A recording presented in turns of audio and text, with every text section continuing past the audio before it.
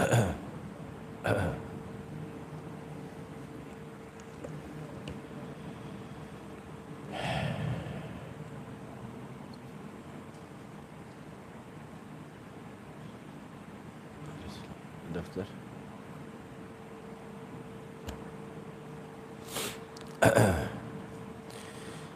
الحمد لله رب العالمين وأصلي وأسلم على أشرف الأنبياء وسيد المرسلين نبينا محمد وعلى آله وصحبه أجمعين أما بعد. اللہ کے فضل و کرم سے آج نبی رحمت صلی اللہ علیہ وسلم کی ایک اور مبارک حدیث پاک ہمارے پیش نظر ہے، جس میں جناب صلی اللہ علیہ وسلم نے اس بات کی وضاحت فرمائی ہے کہ انسان اور خاص طور پہ مسلمان اس کی زندگی میں احسان اور حسن سلوک، بہتر طرز عمل اس کی کیا قدر و قیمت ہے، حتیٰ کہ جانوروں کے ساتھ بھی ہم نے بہترین طرز عمل اختیار کرنا، بہترین معاملہ کرنا اور ان کے ساتھ اس طرح پیش آنا ہے جس طرح کہ ہماری شریعت مطہرہ نے ہمیں حکم دیا ہے۔ آئیے پہلے حدیث پاک کے متن کو پڑھتے ہیں، اس کا ترجمہ سنتے ہیں اور پھر اس کے بعد ایک ایک کر کے نمبر وار دیکھتے ہیں کہ اس سے ہمیں کیا فوائد حاصل ہوتے ہیں۔ امام مسلم نے اپنی صحیح میں حضرت ابو یعلا شداد ابن اوس رضی اللہ عنہ سے روایت کی ہے کہ نبی رحمت صلی اللہ علیہ وسلم نے ارشاد فرمایا، ان اللہ كتب الإحسان على كل شيء فإذا قتلتم فأحسنوا القتلة وإذا ذبحتم فأحسنوا الذبحة وليحد أحدكم شفرته وليرح ذبيحته أو كما قال صلى الله عليه وسلم۔ حدیث پاک کا ترجمہ حضرت ابو یعلا شداد ابن اوس رضی اللہ عنہ سے روایت ہے کہ نبی رحمت صلی اللہ علیہ وسلم نے ارشاد فرمایا، بے شک اللہ تعالیٰ نے ہر معاملے میں اچھا سلوک کرنے کا حکم دیا ہے، بس جب تم قتل کرو تو اچھے طریقے سے قتل کرو اور جب ذبح کرو تو ذبح بھی اچھے طریقے سے کرو۔ تمہیں چاہیے کہ اپنی چھری اچھی طرح تیز کر لو اور اپنے ذبیحے کو، یعنی جس جانور کو ذبح کر رہے ہو، اسے آرام اور راحت پہنچاؤ۔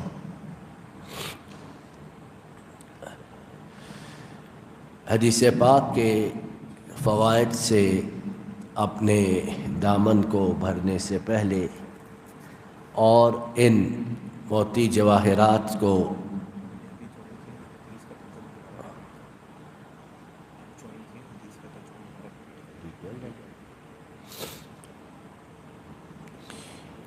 حدیث پاک کے فوائد اور ان موتی جواہرات سے اپنے دامن کو بھرنے سے پہلے ایک مرتبہ پھر حدیث پاک کا ترجمہ بغور پڑھتے اور سنتے ہیں تاکہ اللہ کے فضل و کرم سے یہ مبارک الفاظ ہمارے دل و دماغ پر نقش ہو جائیں اور زندگی بھر ہم ان کے مطابق اپنی زندگی کی گاڑی چلاتے رہیں۔ حضرت ابو یعلا شداد ابن اوس رضی اللہ عنہ سے روایت ہے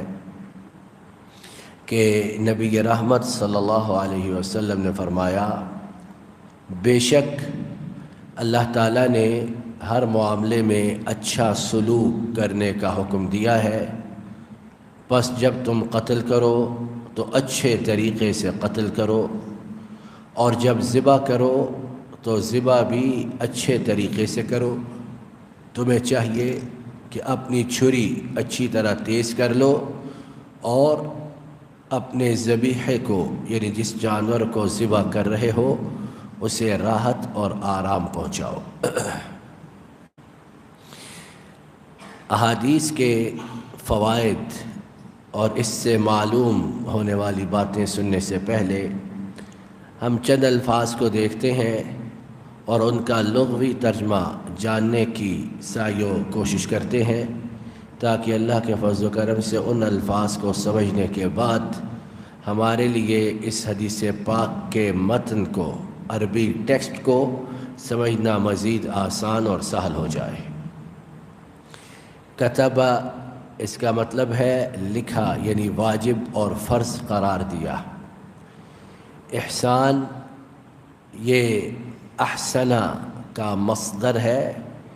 کوئی بھی اچھا کام کرنے کو احسان کہتے ہیں۔ اور یاد رہے یہاں یہ شرط پابندی موجود ہے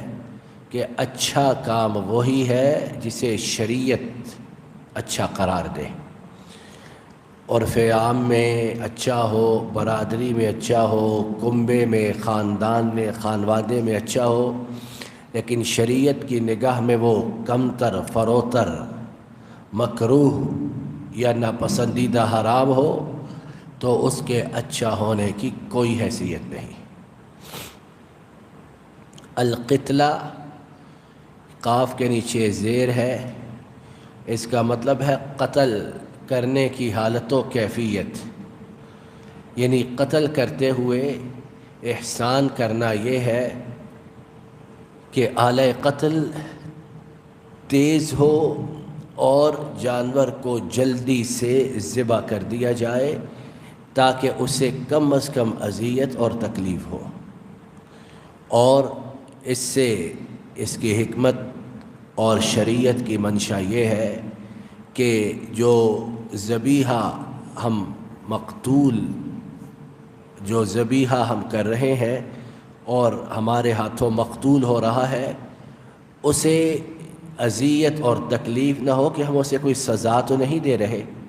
ہم تو اللہ کا نام لے کر اسے کھانے کے لیے ذبح کر رہے ہیں، لہٰذا اتنی جلدی سے اور تیز چھری کے ساتھ کیا جائے کہ اسے ہرگز اذیت اور تکلیف نہ ہو۔ شفرتہ اس سے مراد ہے بڑی چھری، چھری کی تیز دھار۔ جس طرح ہمارے ہاں کسائی حضرات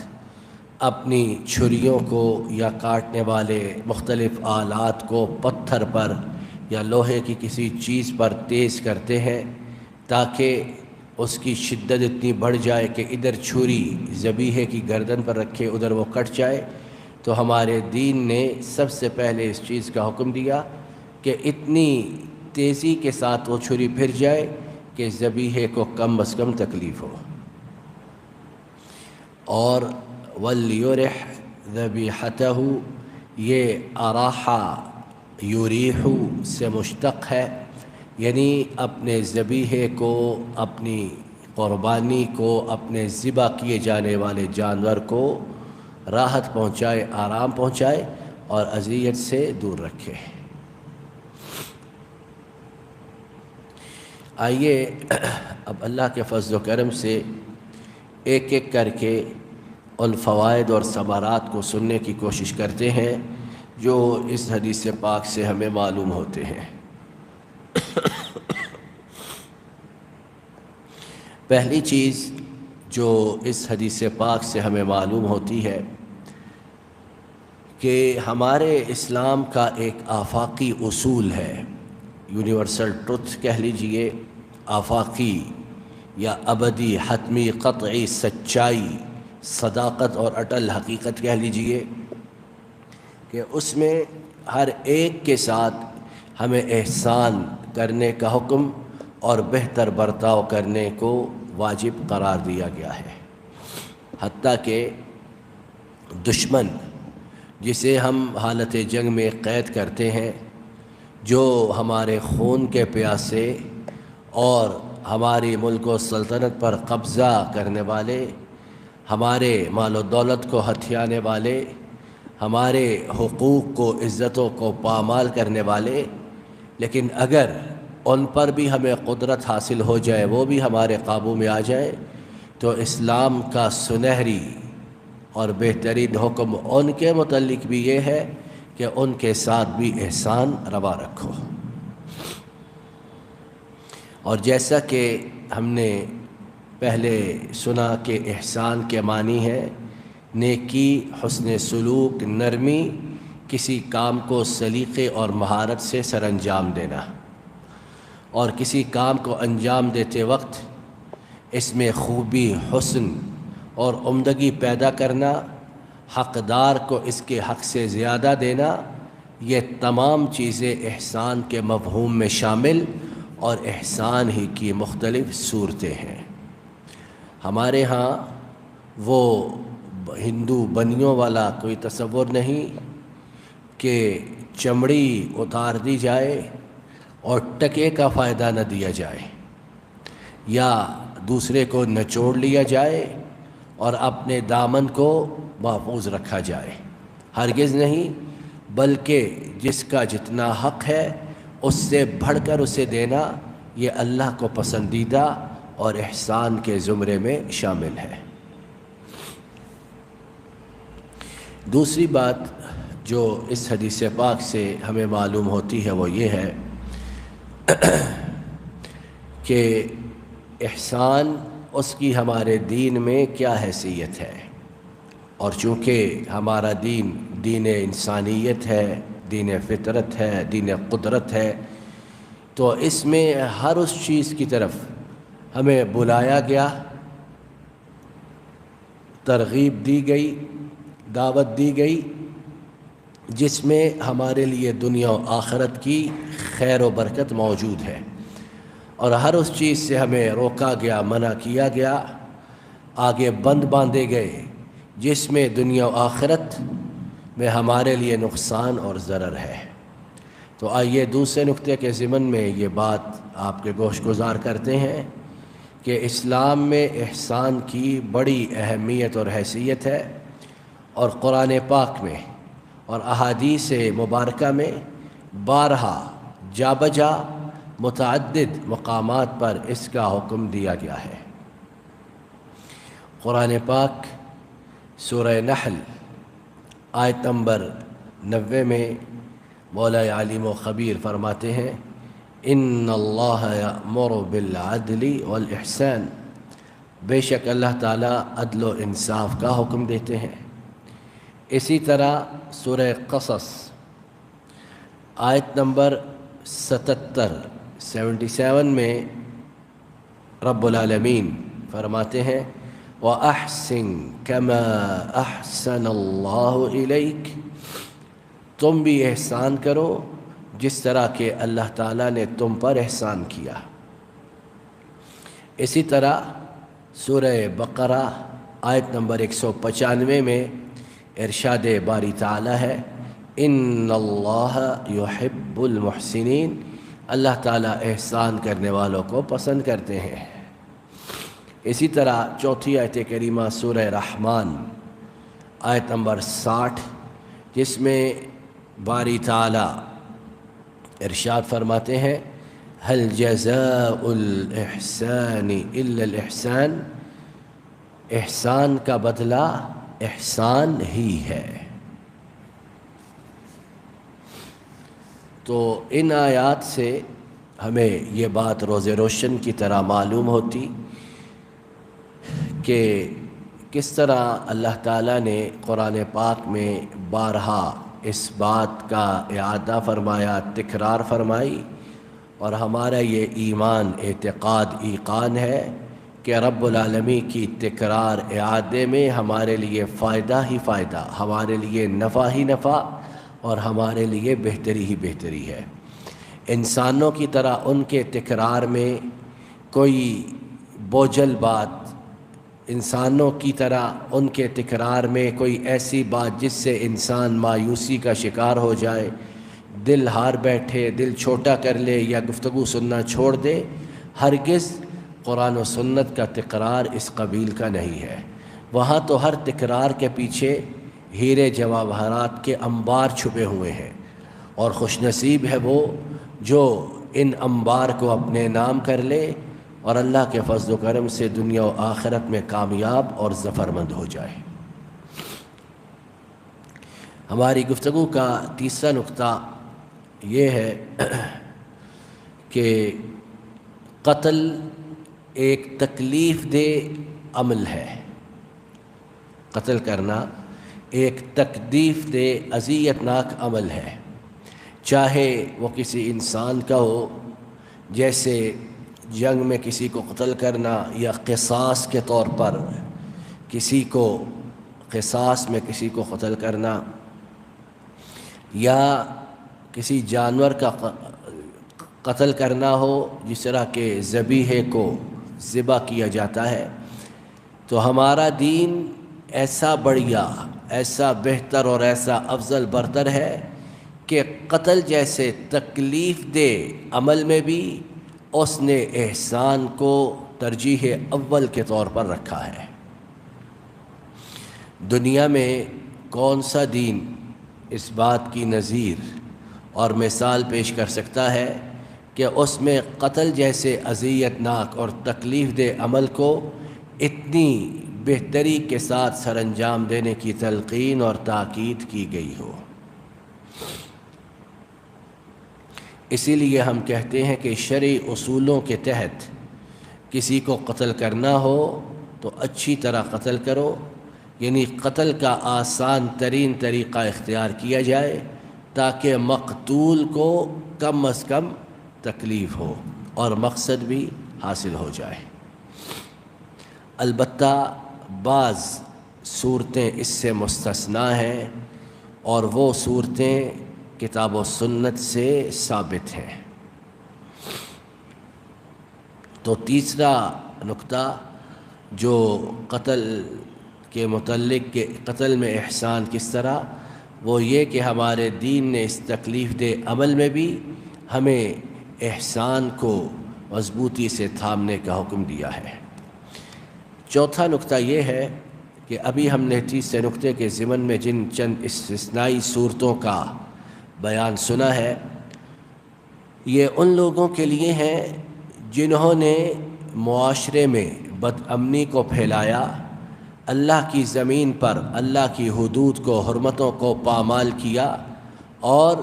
زمین پر فساد کے، طغیانی اور سرکشی کے مرتکب ٹھہرے۔ ان کی سزا کے وقت اسلام نے سخت ترین رویوں کو اپنانے اور تمام دنیا میں ان کی سزاؤں کو مشتہر کرنے کا حکم دیا کہ اعلان کیا جائے، لوگ جمع ہوں تاکہ پتہ چلے کہ زمین پر فساد برپا کرنے والے کس طرح شریعت ان کا خاتمہ چاہتی اور ان کے ناپاک وجود سے زمین کو پاک کرنا چاہتی ہے۔ مثال کے طور پر ڈاکہ زنی کے راستے میں لوٹنے والے جو ہیں، ان کے لیے قرآن پاک میں اللہ تعالیٰ نے سورہ مائدہ کے اندر اس طرح اذیت ناک سزا بتائی ہے، انما جزاء الذین یحاربون اللہ ورسولہ ویسعون فی الارض فسادا ان یقتلوا او یصلبوا او تقطع ایدیہم وارجلہم من خلاف او ينفوا من الارض ذلك لهم خزي في الدنيا ولهم في الآخرة عذاب عظيم۔ یہ سورہ مائدہ ہے، چھٹا پارہ ہے، آیت نمبر 33 ہے، اور میری تمام سننے والوں سے یہ گزارش اور اپیل ہے کہ گھروں میں جا کر دیکھیں، خود اس آیت کریمہ کے معانی کا مطالعہ کریں، اس کی تفسیر کو دیکھیں کہ رب العالمین کو کتنی خفگی، کتنی ناراضگی ہے ایسے بدبخت لوگوں پر جو فساد فی الارض کے مرتکب ٹھہرتے ہیں۔ خلاصہ یا مفہوم اس آیت کریمہ کا یہ ہے کہ اس طرح کے جو لوگ ہیں انہیں برے طریقے سے قتل کیا جائے، پھانسی پر لٹکایا جائے، یا الٹے ایک دوسرے کے مخالف ان کے ہاتھ اور پاؤں کاٹے جائیں، یعنی دایاں ہاتھ بایاں پاؤں، یا بایاں ہاتھ اور دایاں پاؤں، یا پھر انہیں اس زمین سے، اس ملک اور شہر سے دربدر کر دیا جائے، جلا وطن کر دیا جائے۔ یہ دنیا میں ان کے لیے ذلت و رسوائی، اور آخرت کا جو عذاب ہے وہ عذاب عظیم ہوگا۔ تو اس طرح کے جو سیارو، کمبخت اور شقی القلب لوگ ہیں، ان کے لیے ہماری شریعت نے یہ سزائیں مقرر کی۔ اسی طرح شادی شدہ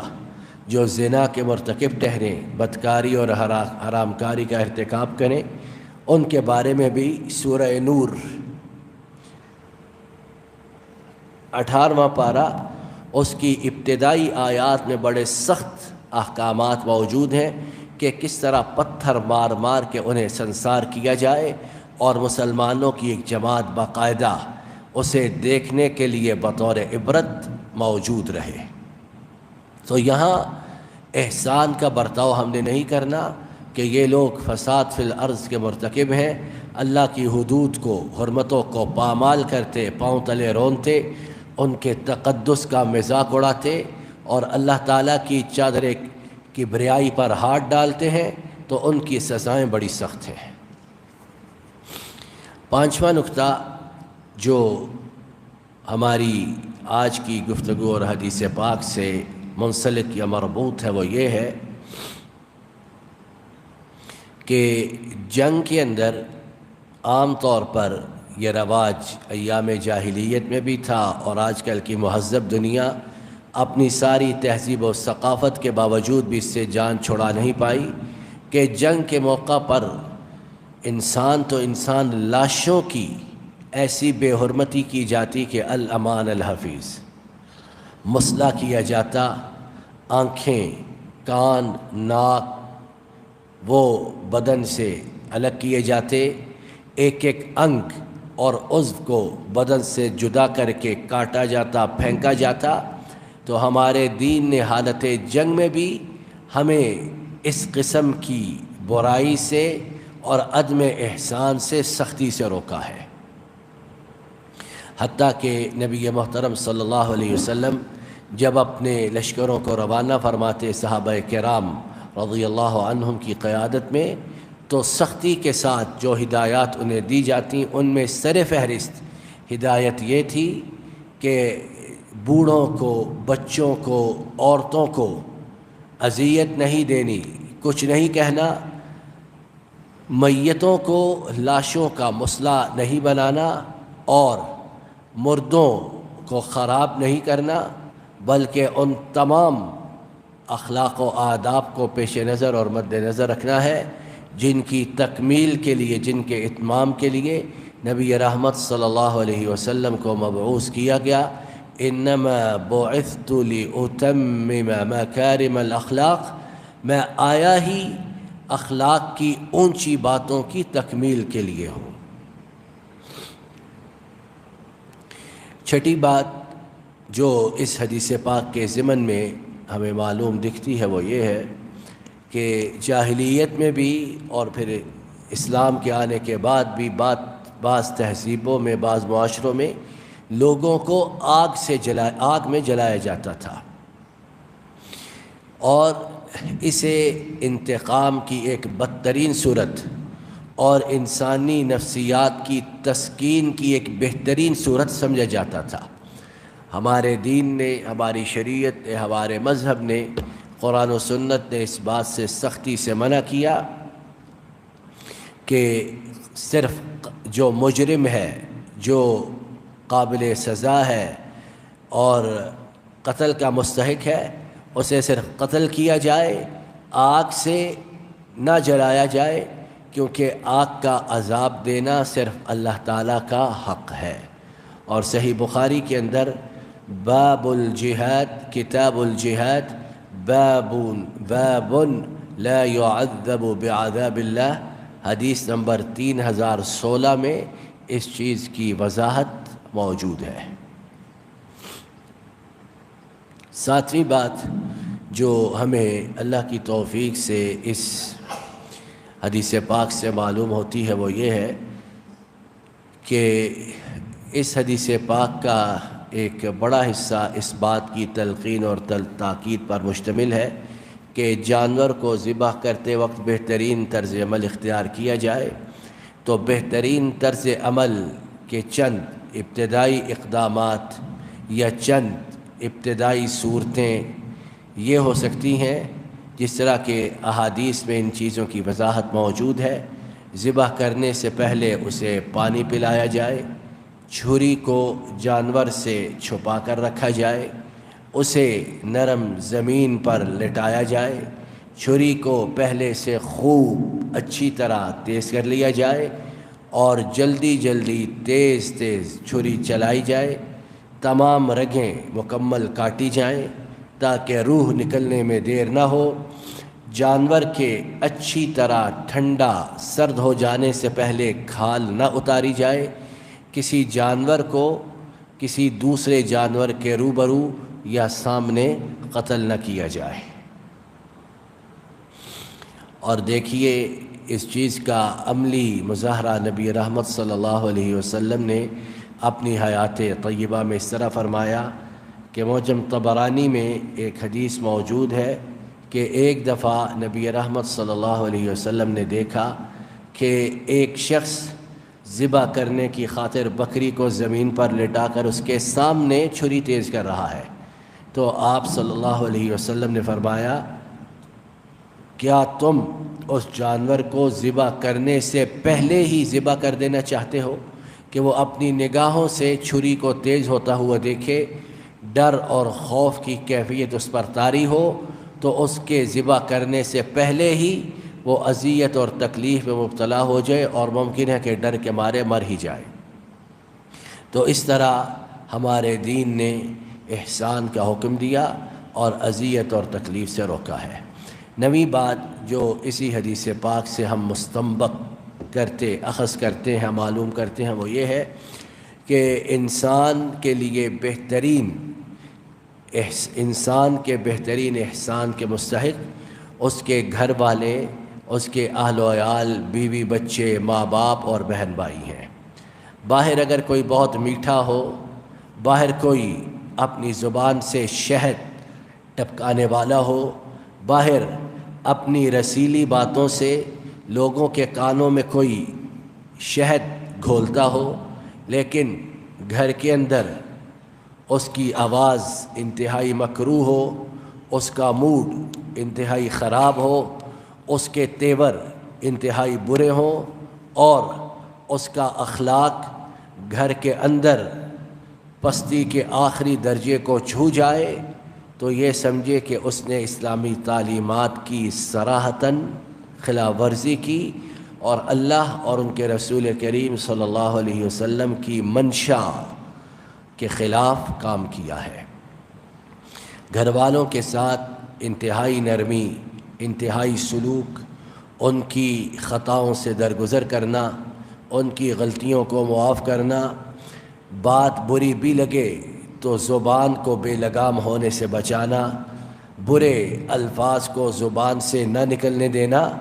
یہ تمام گھر والوں کے ساتھ احسان کی بہترین صورتیں ہیں۔ اور نبی رحمت صلی اللہ علیہ وسلم کی یہ حدیث پاک تو ہم پہلے سن چکے ہیں کہ خیرکم خیرکم لأہلہ وأنا خیرکم لأہلی کہ تم میں سے بہترین وہ ہے جو اپنے گھر والوں کے لیے بہترین ہو،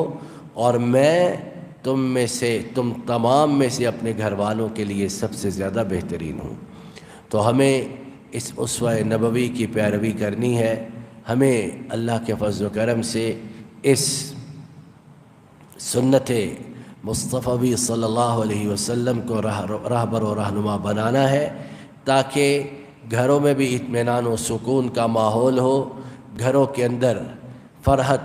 کشادگی اور مسرت کی لہریں موجود ہوں، اور اسی طرح جب انسان نفسیاتی طور پر گھر کے اندر مکمل سکون اور اطمینان محسوس کرتا ہے تو اللہ کے فضل و کرم سے لا محالہ اس کا اثر اس کی بیرونی گھر کے باہر کی زندگی پر بھی پڑتا ہے۔ بہت سے لوگ دیکھے جاتے ہیں کہ گھروں کے ستائے ہوئے، گھروں کے غموں کے مارے ہوئے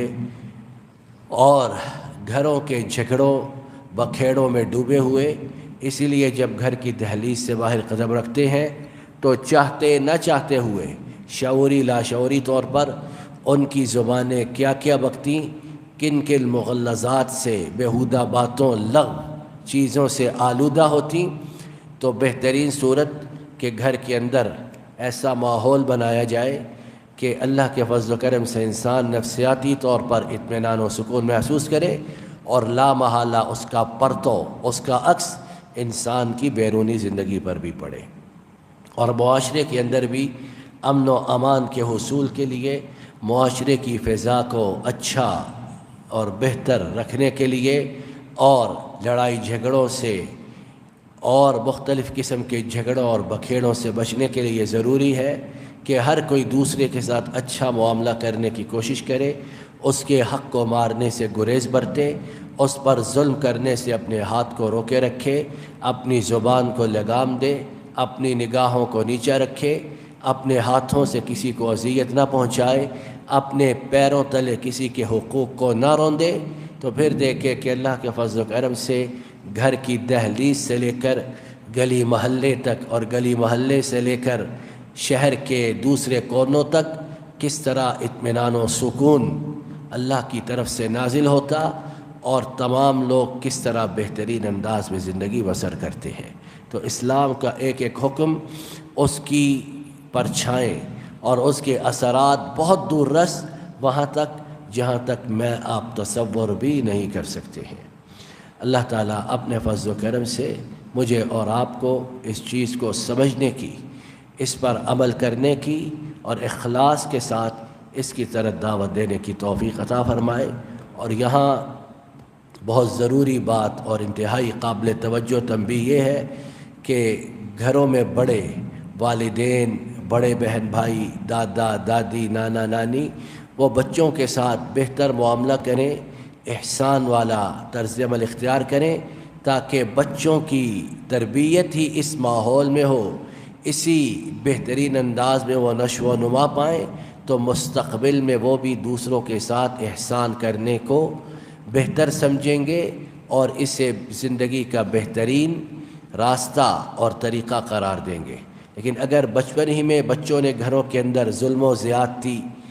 اور لڑائی جھگڑے دیکھے ہوں تو پھر لا محالہ نفسیاتی طور پر وہ بچپن ہی سے ٹوٹ پھوٹ کر رہ جاتے، اور بڑے ہو کر معاشرے سے اپنی ان محرومیوں کا بدلہ لیتے ہیں۔